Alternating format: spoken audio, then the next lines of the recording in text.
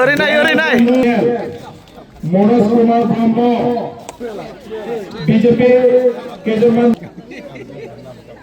Junior मुन्टू Brahma Munmun बायदियावनो जेरैखि जाया आं शिब सारखौबो खावलायहरनो सानो नैबे नोंसिनि मिडियानि गेजेरजोंहाय शिब सारखौ खावलायनाय बायदि जाहैबाय जोङो 5 नं फुटबल जरानिफ्राय मुनमुन बायदियावनो टिकेटखौ होनांगौ।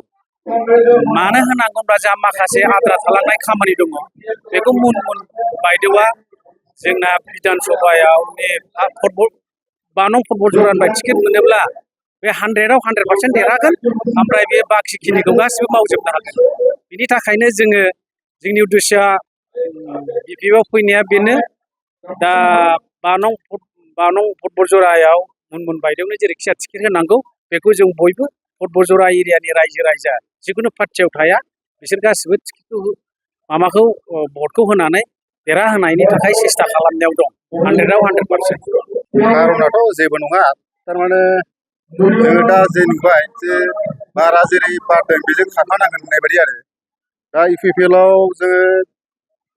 इउपिपिएलखौ जों जिर' नुखाबाय दा जोङो बिपिएफआव थानानै बिपिएफनि दारै खामानिखौ मावनांसिगोन आरो बेखिनि। नोंथांमोना जेब्लानाखि इउपिपिएल दोलोआव दंमोन इउपिपिएल दोलोआ माबायदि खामानि मावोमोन परबतरा ओनसोलाव? जोङो बांद्राय मोजां खामानिखौ जानाय मोनाखै दा बिनि थाखायनो जोङो दा नैबे रुलिं गभर्नमेन्ट हिसाबै जों बिपिएफखौ सापर्ट होनांगोन जों बेखौनो आसा खालामदों आरो आङोथ' आगोलबो बिपिएफखामोन गोदोनिफ्राय खिन्थु नैबे 5 बोसोराव द्रप जानानै इउपिपिएलआव हाबनाय जादोंमोन आरो दा मिथिबाय आङो खिन्थु इउपिपिएलआव बांद्राय थिग नङा जायनि थाखाय आङो दा इउपिपिएलआव जोबनाय जाबाय। सरकारा जेब्लानाखि सरकाराव दंमोन गोबां होदोंमोन जे गोबां न' बां लामा नोंथांमोनाहाय माबायदि परबतरायाव किसुमान एसे मोनदों माखासेयाथ' गैया आरो जेसेबांनाखि सुजुग होदोंमोन बे रोखोम जायाखै गैया।